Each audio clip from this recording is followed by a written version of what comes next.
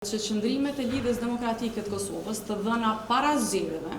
kanë qenë edhe ofertë publike e Lidhjes Demokratike të Kosovës për cilin do qytetar të Republikës së Kosovës i cili zgjedh të votojë për Lidhjen Demokratike të Kosovës. Dhe vlerësoj që në qoftë se një parti politike në Kosovë e ka shfaqur sheshit një hendek shumë të madh me lëvizjen vetëvendosje, hendek ky i cili u shndrua më pas në një mur të palevizshëm pas zgjedhjeve, jo vetëm për shkak të diskursit të kryeministrit të vendit, por në përgjithësi për shkak të mënyrës se si ai ka qeverisur me Republikën e Kosovës në këto 4 vite. Rifleksoj që kur ne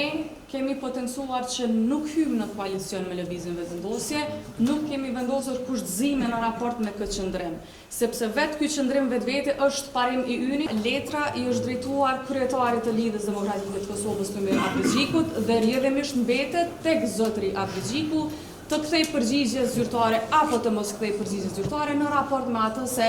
a e pranon një ftesë të tillë për diskutim ose jo. Kjo nuk nënkupton asgjë në raport me qëndrimet tona përfshi lëvizjes vetëvendosje. Qëndrimet e Lidhjes Demokratike të Kosovës në kuptim të respektimit të afateve kushtetuese natyrisht kanë të bëjnë me domosdoshmërinë që në Kosovë të kemi sa më parë